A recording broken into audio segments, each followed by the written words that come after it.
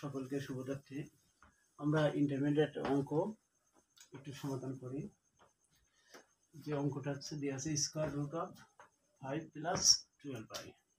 তো এর জন্য ধরি আমরা z equal to root over 5 plus 12i।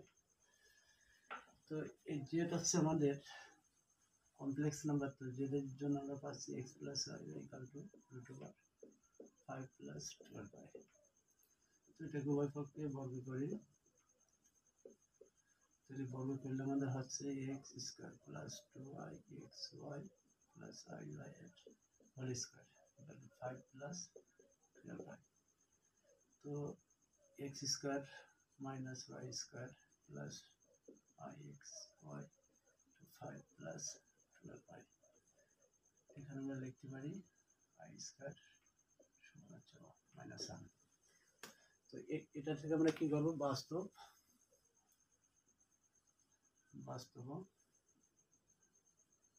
কাল্পনিক অংশ পৃথক করব। তাহলে পাচ্ছি আমরা x square y square equal to 5 2xy equal to 12।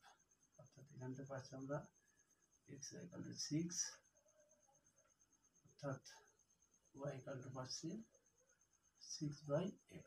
এটা হচ্ছে 2 নম্বর সমীকরণ। তো আমরা কি করি, এই y এর যে মান 1 নম্বর সমীকরণ আমরা বসিয়ে দিই। তো 1 নম্বর সমীকরণ আমরা বসাই।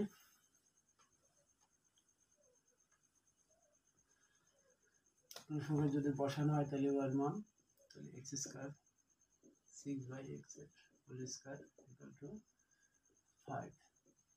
তাহলে এখান থেকে x স্কয়ার 36 x স্কয়ার 5, তাহলে x 4 36 x স্কয়ার ইকুয়াল 5, তাহলে x 4 36 5x স্কয়ার, অর্থাৎ x 4 minus 5x square 36 equal 0। তাহলে x 4 9x square plus 4x square minus 36, অর্থাৎ 36 4 গুলি 4 9 36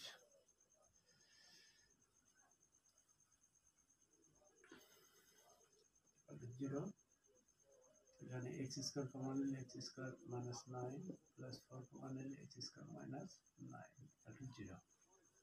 এখানে থাকে x স্কয়ার মাইনাস 9 আর x square plus 4 equal to 0। অর্থাৎ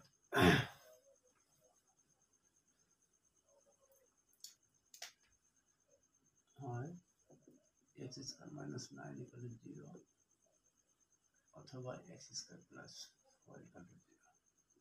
x square equal to 9, x equal to plus minus 3, আর এখানে x square equal two minus 4, x square equal two হচ্ছে 4i square, তাহলে x equal to plus minus 2i।